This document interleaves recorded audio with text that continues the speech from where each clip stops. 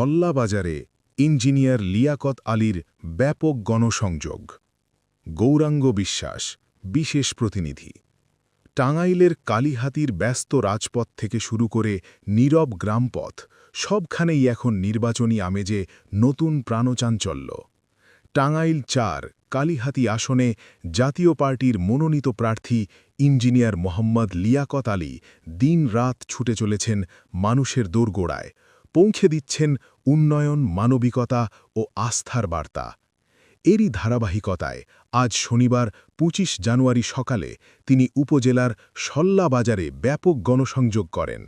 গণসংযোগকালে বাজারের ব্যবসায়ী, সাধারণ মানুষ ও পথচারীদের সঙ্গে কুশল বিনিময় করেন এবং তাদের সমস্যা ও প্রত্যাশার কথা মনোযোগ দিয়ে শোনেন। এ সময় তার সঙ্গে উপস্থিত ছিলেন কালিহাতী উপজেলা জাতীয় পার্টির আহ্বায়ক আব্দুল রাজ্জাক, সদস্য সচিব এখলাস মণ্ডল, যুগ্ম আহ্বায়ক ফজল মোল্লা, যুগ্ম আহ্বায়ক মীর শহীদুল ইসলাম শহীদ, যুগ্ম আহ্বায়ক জুলহাসপুদ্দিন, কালাম মিলিটারি, নারান্দিয়া ইউনিয়ন জাতীয় পার্টির সভাপতিসহ দলটির বিভিন্ন স্তরের নেতাকর্মীরা।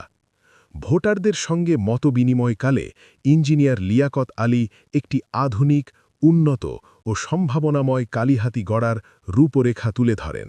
তিনি বলেন, আমি নির্বাচিত হলে কালিহাতীতে একটি আধুনিক বিশ্ববিদ্যালয় স্থাপন, শিক্ষা প্রতিষ্ঠানের মানোন্নয়ন, টেকসই সড়ক যোগাযোগ ব্যবস্থা গড়ে তোলা এবং যমুনা নদীর ভাঙন রোধে স্থায়ী ও কার্যকর উদ্যোগ গ্রহণ করব।